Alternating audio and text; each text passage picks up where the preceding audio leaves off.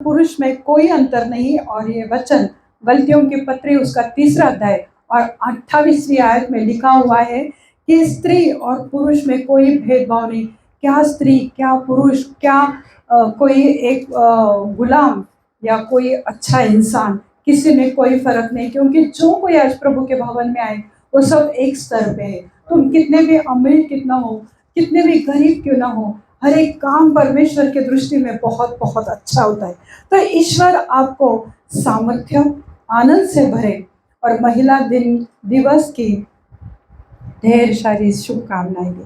प्रभु हर एक को आशीष दे और हर एक को सामर्थ्य दे। आप परमेश्वर के अद्भुत रचना हो। आज मेरे जितने भी बहनें यहाँ पर बैठे, आप प्रभु के अद्भुत रचना हो। परमेश्वर ने हर एक को अपने स्वरूप में बनाया, इसलिए आप सब बहुत खूबसूरत हो।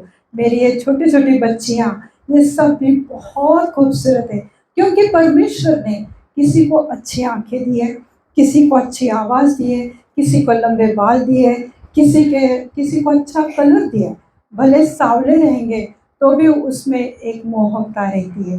तो हर कोई परमेश्वर की दृष्टि में बहुत बहुत बहुत सुंदर है। हम हमेशा देखते हैं महिला दिन आती है या मदर्स डे आता है तो हम लोग हमेशा एस्तर के बारे में सुनते हैं, हमेशा हम लोग मदर मरियम के बारे में सुनते रहते हैं, या जो बाइबल में बड़े बड़े सेवकाई के बड़े बड़े भविष्य वक्ताएं थी, हम उनके बारे में सुनते हैं। पर जो ऐसे कुछ छुपे हुए महिलाएं हैं बाइबल में, मैं आज उनके बारे में बात करना चाहती हूँ, क्योंकि आप में भी कोई तो छुपा हुआ है जिसको आज प्रभु बहुत ऐसे इस्तेमाल करना है, आने वाले दिनों में भी करने वाला है। न्यायाधीश दबोरा, हम उसको जानते हैं। एस्तर रानी, हम उसको जानते हैं क्योंकि वो धाड़सी थी, उसने पूरे यहूदी कौम को बचाया था। ऐसे लोगों को हम बहुत जानते हैं। परंतु आज मैं बात करना चाहती हूँ मेरे प्रियो कि मरियम जो मगदलियाना, जिसमें 7 दुरात्मे थे, तो उसके लिए भी बाइबल में बहुत कुछ लिखा हुआ था। जैसे पास्टर जी ने कहा कि आप दान दशमांश देना, या पास्टर जी की सेवा में हाथ बढ़ाना। अभी क्वायर में भी बहुत सारी महिलाएं ही थी, यहाँ पर भी महिलाएं ही है। तो प्रभु यीशु की सेवा भी बहुत सारी महिलाएं करती थी। जो 12 चेले थे वो तो करते थे, पर उसके साथ जो मरियम मगदलियन थी वो भी परमेश्वर की सेवा करती थी, प्रभु यीशु मसीह की वो अनुयायी थी। तो उसी रीति से बहुत सारी महिलाएं प्रभु यीशु के साथ थी। योअन्ना और सुसन्ना, ये लोग भी अपने धन दौलत से, अपने जो भी उनके पास हुआ करता था, कोई कष्ट करता है या अपने शारीरिक श्रमदान करके करता है, या कोई अपने धन दौलत से सेवकाई में हाथ बढ़ाते। तो आज भी मैं कहना चाहती हूँ कि अपने पास्टर जी का हाथ बढ़ाओ। उनके मिनिस्ट्री के लिए जितने भी महिलाएं यहाँ पे खड़ी हैं, तो मैं नहीं कहती हूँ कि आप ढेर सारा दो, पर जैसे उस विधवा ने एक सिक्का दिया था, तो आपके पास जो भी है और आप वो प्रभु की महिमा के लिए कर रहे हैं, तो जरूर आप उनके मिनिस्ट्री में हाथ बढ़ाते रहो। राहाब वेश्या थी, हालेलुया। वेश्या बोले तो लोग उनके तरफ अच्छी नजर से नहीं देखते, परंतु हमारे प्रभु यीशु मसीह ने हर एक को अच्छे स्तर पे रखा हुआ है। जैसे कि एक व्यभिचारिणी स्त्री थी, वो दौड़ते हुए उसको मारने को आए, प्रभु यीशु मसीह ने उसको कोई दंड नहीं दिया, उसका न्याय नहीं किया, सिर्फ इतना कहा कि इसके बाद अब पाप मत करो। तो ऐसे बहुत सारे स्त्रियां। तो मैं राहाब के बारे में कहना चाहती हूँ। वो एक वेश्या थी। यहोशू की किताब में हम 2 अध्याय में अगर हम देखते हैं तो वहां पे लिखा है कि 2 लोगों को वो यरीहो को देखने के लिए, उसका मुआयना करने के लिए भेजा गया था। तो वो हम देखते हैं कि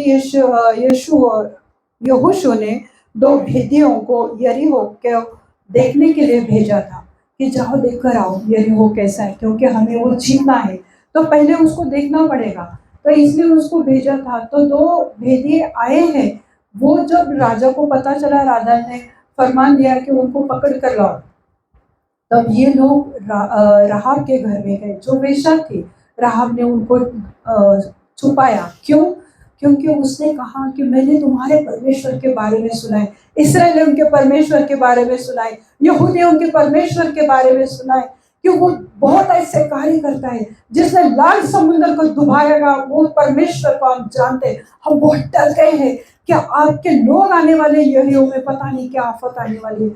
तब उसने, ये परमेश्वर का डर उसमें था। वो इसराइली नहीं थी, वो यहूदी नहीं थी, वो परमेश्वर को नहीं जानती थी, उसका व्यवसाय वेश्यावृत्ति का था, परंतु उसने अपने परमेश्वर को जाना और वो उसके डर उसने मन में चाहिए।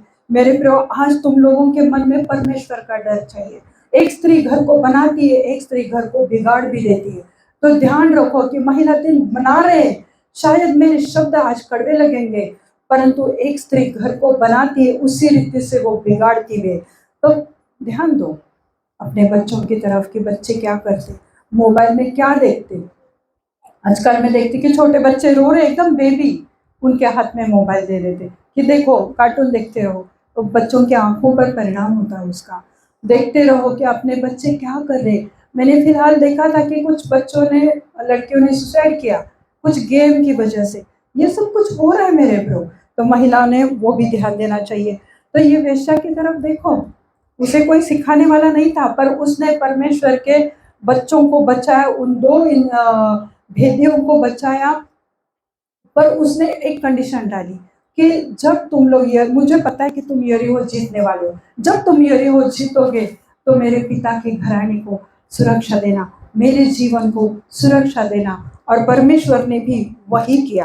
तो आइए हम वो वचन देखते हैं, यहोशू की किताब उसका 2 अध्याय और 13वीं आयत हम देखते हैं।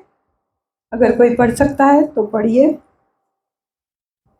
तुम मेरे माता पिता, भाइयों और बहनों को और जो कुछ उनका है उन सबों को भी जीवित रख छोड़ो, और हम सबों का प्राण मरने से बचाओगे। हालेलुया। उसने ये विनती की कि मैंने तुमको बचाया है, पर आज मेरे घराने को तुम बचाओ, क्योंकि उसे विश्वास था कि ये लोग मारने वाले हैं, यरीहो को खत्म करेंगे।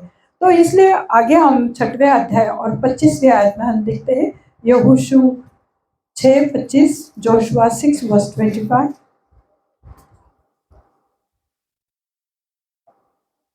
और यहोशू ने राहाब वेश्या और उसके पिता के घराने को, वरना उसके सब लोगों को जीवित छोड़ दिया, और आज तक उसका वंश इस्राएल के बीच में रहता है, क्योंकि जो यहोशू ने यरीहो के भेद देने को भेजे थे, उनको उसने छिपा रखा था। आमीन। तो हम आज वो देखेंगे। और यहोशू ने राहाब वेश्या और उसके पिता के घराने को, वरन उसके सब लोगों को जीवित छोड़ दिया। किसने? यहोशू ने। और आज तक उसका वंश इसराइलियों के बीच में रहता है, क्योंकि जो दूत यहोशू ने यरीहो का भेद लेने के लिए भेजे थे, उनको उसने छिपाया था। परमेश्वर ने राहाब की वफादारी देखी कि सचमुच वफादारी, इसने मेरे बच्चों को बचाया है, तो मैं उसके पूरे घराने को मैं बचाऊंगा। और परमेश्वर ने वफादारी का सम्मान करते हुए यीशु ने उसके वंश को, यीशु के वंशावली में राहाब आई है। हालेलुया। जानना चाहते हैं कि राहाब एक वेश्या यीशु मसीह के घराने के जो वंशावली है उसमें कैसे आई? हर एक बात का हमें प्रूफ चाहिए, नहीं तो लोग कहेंगे अरे वो तो वेश्या थी, ये कैसे के पास्टर बोल के गए। तो आइए हम देखते हैं मत्ती की किताब उसका 1 अध्याय और 5 आयत हम देखते हैं। हमने देखा था कि नामी को हम बोलते हैं कि नामी जो थी कि वो उसकी दाऊद की परदादी थी। हमने वो सुना है नामी के बारे में, पर हम आज ये देखेंगे कि राहाब कैसे उसके वंशावली में आए। तो जो जिसको मिला है वो पढ़ सकते हैं। मत्ती की किताब उसका 1 अध्याय और 5 आयत। और सलोमन और राहाब से बोअज उत्पन्न हुआ, और बोअज और रूत से ओबेद उत्पन्न हुआ, और ओबेद से ईशे उत्पन्न हुआ, और ईशे से दाऊद उत्पन्न हुआ। और हम लोग प्रार्थना में कहते हैं कि हे दाऊद के पुत्र, हे दाऊद के संतान, यानी दाऊद के वंशावली में से यीशु यानी यूसुफ उसमें से था, और यीशु मसीह का जन्म हुआ। तो इस रीति से एक कोई सुलेमान था जिसके साथ राहाब की बाद में शादी हुई और उसको ओबेद आया और जिसके साथ रूत का विवाह हुआ था। तो ये बोआज के साथ हुआ। तो ये बहुत सुंदर बातें है। तो मैं भी देखती रही कि क्या परमेश्वर तो कितना अच्छा है कि एक वेश्या को तूने यीशु के वंशावली में लाए और राजा दाऊद की वो परदादी बनी। हालेलुया। तो परमेश्वर इस रीति से कार्य करता है। तो राहाब दाऊद की परदादी थी। दूसरी थी मिरियम। मिरियम ये मूसा और हारून की वो बहन थी। जब इस्राएली लोग बढ़ने लगे, राजा फिरौन को गुस्सा है कि यार ये तो हमसे बढ़ रहे, ये ताकतवर हो रहे, तो क्यों ना हम खत्म करें। तो जब जब इस्राएली लोगों के बच्चे, इब्रानी बच्चे पैदा होते थे, उनको खत्म करने का फरमान उसने दिया था। और एक ऐसी औरत थी कि जिसको बच्चा हुआ था, उसने छिपाया काफी दिन, पर अभी पता चला कि मैं इसको नहीं छिपा सकती, तो मैं क्या करूं। तो उसने डर डर के एक टोकरी बनाई। सब बच्चे सुन रहे, मैं पूछूंगी आप लोगों ने क्या सुना था। तो एक टोकरी बनाई, उसको अच्छे से उसने कवर किया और अपने बच्चे को अपने कलेजे पे पत्थर रख के उस बच्चे को उसमें रखा और नील नदी में वो टोकरी को छोड़ दिया। तब वो बच्चे की, वो छोटे से बालक की जो बहन थी मिरियम, तो वो देखना भाग रही थी, वो टोकरी किधर जा रही है पानी में, और उसके पीछे पीछे पीछे पीछे जाते हुए वो देख रही कि ये क्या हो रहा है, क्योंकि वो छोटे से बालक से प्रेम कर रही थी, वो अपने भाई से बेहद प्रेम कर रही थी, और वो बड़ी बहन सच में माँ के बराबर होती है। हालेलुया। तो वो गई और उसने देखा कि अरे ये तो फिरौन की जो बेटी है, वो जो पानी में नहा रही थी, उसको उधर जाने की क्या जरूरत है, वो तो शॉवर लेने वाली, बड़े से टब में नहाने वाली। पता नहीं उस दिन उसको क्या सूझी, वो उधर गई। ये परमेश्वर का कार्य है। हर बाइबल में जो भी घटनाएं हुई है, हर एक चीज के पीछे परमेश्वर की बहुत बड़ी बड़ी बड़ी योजना होती है। उसने उस बच्चे को उठाया। मिरियाम ने देखा कि अरे फिरौन के बेटे ने उठाया, वो बहुत खुश हो गई कि अभी वो सही हाथ में गई है।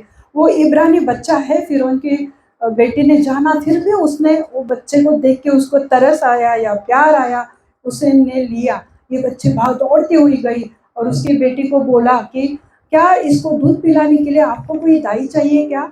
तो देखो ये सूझबूझ है मेरे प्रियो। एक छोटी सी बच्ची में, लड़की थी, आगे चल के वो भी औरत बनी, स्त्री बनी। बचपन से ही प्रभु हर एक बच्चों को, इसलिए मैं बोल रही कि ध्यान से सुनो, हर एक लड़कियों को प्रभु ने वो सामर्थ्य दिया है, वो आशीष दी है, सूझबूझ ज्ञान परमेश्वर ने दिया है। हमारे पतियों को भेजते हैं कि आज हमें ना भरवा बैंगन करना है, तो भरवा बैंगन जो छोटे छोटे बैंगन रहते हैं वो नहीं, पर वो बड़ा सा बैंगन लेकर आएंगे। अरे ये नहीं, छोटे चाहिए थे। तो हम बोलते अरे इससे अच्छा था कि मैं जाती थी। कितने में लाया, वो बोलते ये इतने इतने पाव। अरे क्या, मैं तो 20 रुपए से लेती थी, तुमने 40 से लाया। हम वो देखते हैं, 20-20 रुपए बचाने की भी कोशिश करते हैं। 10 रुपए बच गए तो भी खुशी मिलती, चलो एक बिस्किट का पूरा मैं मेरे बच्चों के लिए लेकर जाऊंगी। हालेलुया। ये सूझबूझ हर एक महिलाओं में रहती है। मरियम ने बोला कि, मिरियाम ने बोला कि उसे मैं लाती हूँ, और इस रीति से उस बच्चे का पालन पोषण उस महल में हुआ, और वो बच्चा आगे चल के मूसा बन गया। मूसा की वजह से बाइबल के पहले 5 किताब आए, जिसे तोरा कहा गया, जो 10 आज्ञाएं परमेश्वर ने उसमें दी। तो ये सबका हम एक क्रेडिट बोल सकते हैं कि वह मिरियाम को मिला, क्योंकि मिरियाम ने उस बच्चे को देखा कि वो कहा जा रहा है, उसको दूध पिलाने की जरूरत है, माँ का दूध सबसे बेहतर होता है, और वो उसने किया। हालेलुया। तो इस रीति से मिरियाम परमेश्वर की भविष्यद्वक्ताएं बनी थी, और वो आगे चलकर उसने भी बहुत सारे कार्य किए। बहुत कुछ कमी घटी उसमें भी थी, वो मेरा पोर्शन नहीं है, उसके बारे में मैं नहीं बताऊंगी, पर जो अच्छाइयाँ थी उसमें वो देखनी चाहिए। आज हम बहुत बार अपनी पत्नियों के बुराइयाँ देखते हैं, पर मैं धन्यवाद देती हूँ उस पति के लिए जिसने अपने पति की तारीफ की। हालेलुया। बहुत कम रहते पति, माफ करना मुझे मेरे भाइयों, पर होता है ये। पर प्रभु उनमें सूझबूझ परमेश्वर ने दी है, और उन्हें परमेश्वर ने आशीषित किया है। तो इस रीति से मिरियम भी मुझे बहुत पसंद आई है कैरेक्टर जो बाइबल में है। फिर हम देखते हैं इसके बारे में तीसरी जो मेरी है हन्ना है। हन्ना जो पनिन्ना की सौतन थी, उसके बारे में मैं नहीं कहना चाहती। ये हन्ना जो थी वो लूका की किताब उसका 2 अध्याय और 37वां वचन जो है, तो हन्ना वो जो थी कि वो एक विधवा स्त्री थी, हालेलुया, जिसका पति गुजर गया था जब वो जवान हो गई थी, यानी जब वो 14-15 साल की थी, तब वो अपने पति के संग रहने लगी, क्योंकि उस जमाने में बहुत जल्दी शादी की जाती थी। तो जब वो अपने पति के संग रहने लगी, सिर्फ मेरे प्रियो 7 साल तक उसका विवाह चलता रहा, क्योंकि उसके बाद उसके पति गुजर गए। हालेलुया। मैंने देखा हुआ है कि जब बहुत कम उम्र में पति जाता है या मिडिल एज में जाता है, जो भी है, पर जैसे लेडीज कभी कभी गलत मार्गों पर चली जाती है कि पति नहीं है, देखने वाला नहीं है, पूछने वाला कोई नहीं है, ये होता है। मेरे पास जो 2-3 काम वाली भाई हुए, उनका मैंने सुना है, देखा है, उनके भी पति गुजर गए पर वो तुरंत किसी और के पीछे चले जाते। ये नहीं होना चाहिए मेरे लोग।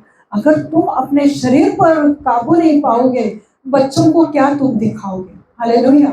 और मैं ना, मुझे पता नहीं कि यहाँ पे अगर किसी ने अपने पति को खोया है, अगर यहाँ पे कोई ऐसी बहन है, मुझे नहीं पता, परंतु मैं मेरी गवाही देना चाहती हूँ कि मेरे पति को गुजर कर 14 साल हो गए। और जब ऐसा होता है तो बहुत सारे जेंट्स रहते हैं, उन्हें लगता है कि ये लेडीज हमारी प्रॉपर्टी हो गई, ऐसा उन्हें लगता है। गिद्धड़ों की तरह वो नोच कर खाने को खड़े रहते, पर जब एक स्त्री सामर्थ्य परमेश्वर उसे देता है, कोई पुरुष उन्हें बुरी नजर से देख नहीं पाता है। परमेश्वर का संरक्षण उसके साथ रहता है। जब मेरे पति को दफना रहे थे, परमेश्वर का ऐसा अनुग्रह मेरे ऊपर आया कि मैंने वो गए वो क्षण से लेके आज तक मुझे कभी ऐसा नहीं लगा कि मुझे किसी पुरुष की आवश्यकता है, मैं किसी के साथ बात शेयर करूं, मुझे किसी की फेलोशिप चाहिए, नहीं। ये मैं पवित्र स्थान पे खड़े होकर मैं बोल रही हूँ कि परमेश्वर ने मुझे मेरे जीवन में किसी चीज की कमी घटी नहीं होने दी। मेरा बेटा जो मेरे साथ है वो मेरी ढाल है, मेरी बेटी मेरा कवच है, और मेरा परमेश्वर मेरा मस्तक है, तो मुझे कभी घटी नहीं हुई। और कभी कभी लेडीज को लगता है कि कोई तो चाहिए मुझे घुमाने के लिए, मेरी तारीफ करने के लिए। कुछ नहीं मेरे प्रियो, मैं आपको कहती हूँ कि जब उनको दफनाया गया, प्रभु ने मेरे शारीरिक इच्छाओं को उसमें दफनाया। ये मेरी साक्ष्य, ये मेरी गवाह। मैं हर बार लेडीज को बांटती हूँ कि देखो, और जो मेरे साथ परमेश्वर ने किया है वो आपके साथ भी करेगा। उसी रीति से हन्ना का जो पति गुजर गया तो वो इधर उधर भटकती नहीं गई। वो बहुत यंग थी, सिर्फ 7 साल की शादी थी, पर हम क्या देखते हैं 27वीं आयत में, वह 84 वर्ष की विधवा थी, अब वो 84 इयर्स की ओल्ड लेडी बन गई थी। देखो इतनी कम उम्र से वो क्या कर रही थी, मटरगश्ती कर रही थी, इधर उधर भाग रही थी। फेसबुक पे किसने कमेंट किया, व्हाट्सएप पे किसने तुम्हारा स्टेटस पे कमेंट किया, खुश नहीं होती थी। उस जमाने में तो नहीं था, पर आज पुरुषों का ये एक मीडिया बन गया लड़की लेडीज को चुनने का, पर वो नहीं है। जब हम सेवा में खड़े रहते पूरे सच्चाई से, पूरे मन से, पूरी पवित्रता से, पूरी शिद्दत से हमने सेवा करनी चाहिए, नहीं तो परमेश्वर का ऐसा हाथ पड़ेगा कि आज पता नहीं चलता है, पर परमेश्वर न्याय करता है। इसलिए देखो कि जो भी ऐसी स्त्री है उसको हमेशा आदर करो, रिस्पेक्ट दो, ना कि वो आपकी किसी की भी पर्सनल प्रॉपर्टी है। हालेलुया। फिर वो 84 वर्ष से विधवा थी और मंदिर को नहीं छोड़ती थी, मंदिर को नहीं छोड़ती थी, इधर उधर बाड़ियों में जाके निंदा करना ये नहीं करती थी मेरे को, वो मंदिर को नहीं छोड़ती थी। इस रीति से एक विधवा का जीवन होना चाहिए। मैं बहुत बहुत इस हन्ना से प्रेम करती हूँ। और वह क्या करती थी, मंदिर में उपवास करती थी। हमारे आंटी ने अभी टेस्टमनी दी उपवास की, क्योंकि लड़कियां नहीं बोलती, पास्टर जी ने कहा जैसे कि अपने शरीर का भी, स्वास्थ्य का भी ध्यान रखना है। परंतु उपवास जब हम करते हैं मेरे प्रो, जैसे कि कोई लोग ये 40 दिन के फास्ट करते हैं, कोई नहीं करते, कोई नाम रखते हैं, मुझे उससे कोई लेना देना नहीं। मैं सिर्फ इतना ही जानती कि उपवास है, जब भी तुम करना चाहे, जब भी पवित्र आत्मा आपको लीड करती है। यहाँ पे सुन के अच्छा लगा कि उपवास के साथ यहाँ पे सहभागिता होती है। तो जब भी उपवास करते हैं ना, तो बाहर का दिखावा जरूरी नहीं है, तो अंदर से हमारा बदलाव आना चाहिए, अंदर से हमारे चेंजेस आने चाहिए, हमारे बर्ताव में, हमारे चाल ढाल में, हमारे बात में ये बदलाव आना चाहिए। तुम कहेंगे कि तुम तो अच्छे से तैयार होकर आई है, फिर कैसा? मैं तो प्रभु के लिए प्रेजेंटेबल रहती हूँ, मुझे चाहे कोई कुछ भी कहे, क्योंकि मैं हमेशा जॉइस मायर को देखती हूँ, वो कितने अच्छी तरीके से आती है और कितने लोगों को, कितने सारे आत्माओं को उसने जीता है। हालेलुया। तो मैं आज सब महिलाओं को प्रेरित करना चाहती हूँ कि प्रभु के लिए आते हो तो अच्छे से आओ, प्रेजेंटेबल आओ, अच्छे से प्रभु का कार्य करो, पवित्रता से जीवन जो, शुद्धता से रहो, प्रभु आपको बहुत ऐसे ऊंचा उठाएगा। मैंने मेरी मिनिस्ट्री 0 से स्टार्ट की थी। मैं जो चर्च में जाती थी, मेरे जो पास्टर थे वो, उन्होंने मुझे बहुत, मेरा फाउंडेशन अच्छा किया हुआ है, बहुत वचन से मुझे भरा हुआ है।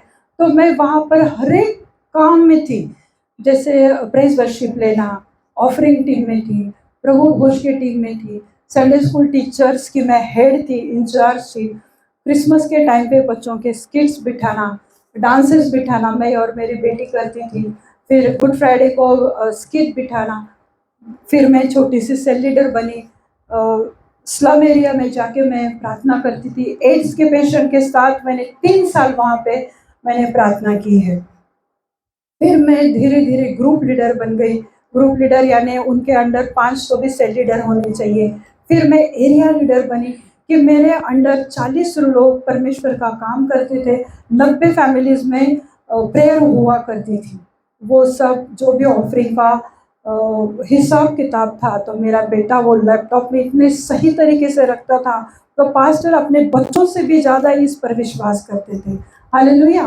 तो इतना सब ऊंचे स्थान पर होती थी कि मैं जो मेन टेस्टिमनी से, जो बड़ी बड़ी टेस्टिमनीज आते, वो सब मेरे पास आते थे। मेन अनाउंसमेंट मेरे पास थी, स्टेज टीम की मैं हेड थी। तो मैं ये सब बढ़ाई मारने के लिए नहीं कह रही, पर जब समय आया, प्रभु ने मुझे वहाँ से अलग किया, तो मैं 0 से मैंने वो मिनिस्ट्री मेरी स्टार्ट की है। आज परमेश्वर का अनुग्रह है कि पास्टर जी ने आप जैसे उनके ये मिनिस्ट्री में मुझे इनवाइट किया है। इसलिए मैं पास्टर जी का और उनके टीम का, उनके पत्नी का, उनके परिवार का मैं तहे दिल से मैं धन्यवाद देती हूँ कि उन्होंने मुझे यहाँ पे बुलाया है। उन्होंने विश्वास रखा कि शायद ये कुछ तो मेरे मंडली को दे सकती है। हालेलुया। तो ये परमेश्वर का कार्य है। हमारी मुलाकात किसी काम की वजह से हुई, पर आज एक अच्छा भाई बहन का रिश्ता है।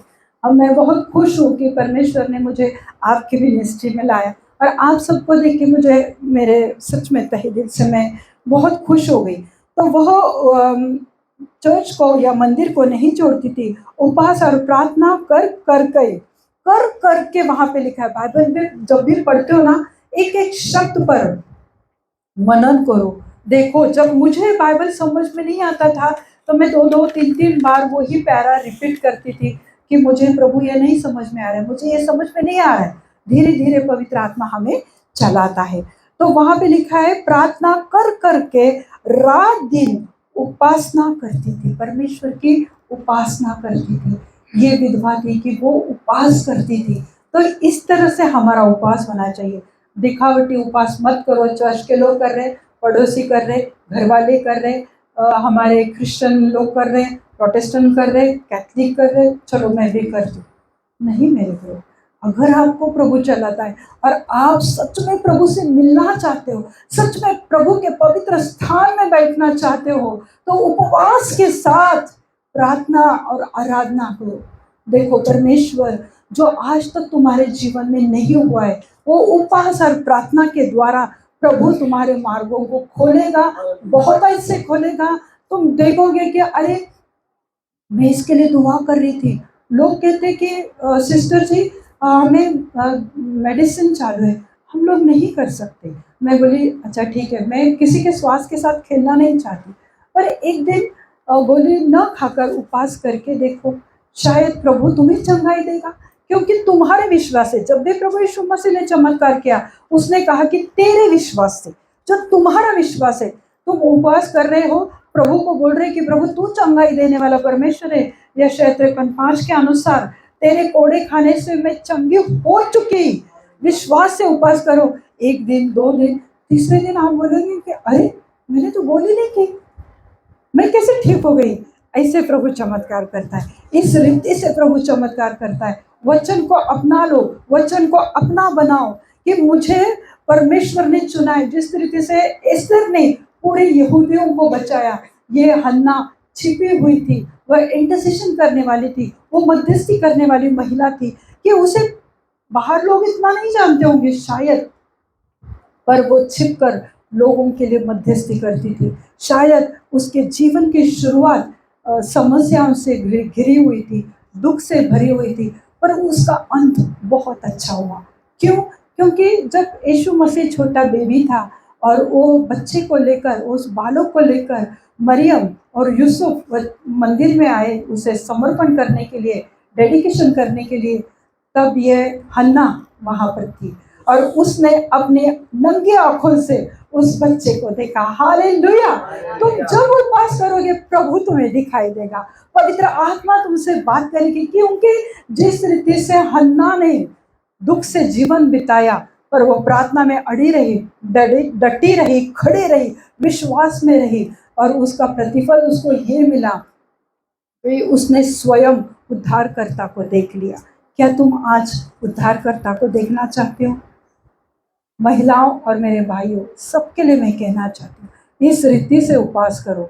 दिखाने के लिए मत करो कि पास्टर जी डांटेंगे।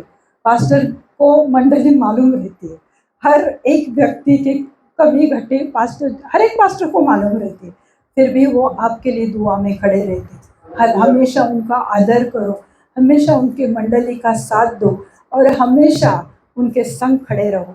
देखो, परेशानियां हर किसी मंडली में आती है, पर हमें साथ देना है।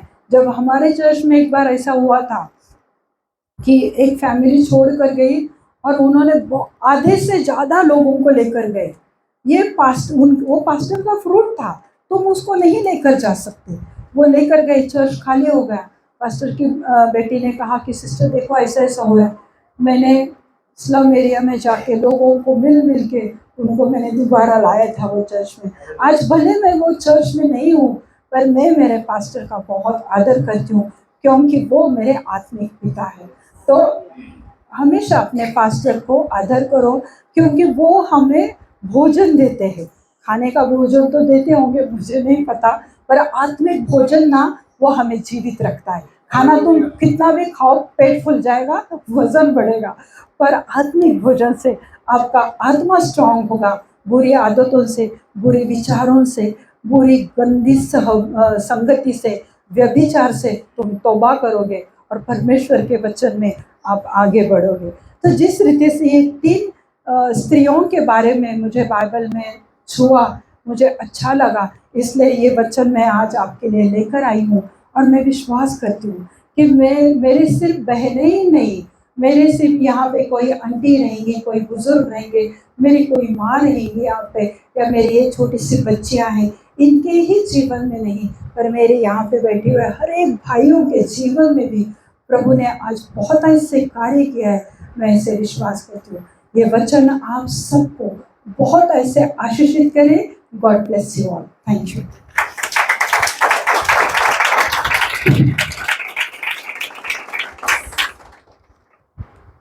Yes, thank you sister. और जोरदार ताली से फिर से स्वागत करेंगे। और इस प्रकार से हमारे मराठी में मैंने कि कान खोलने को है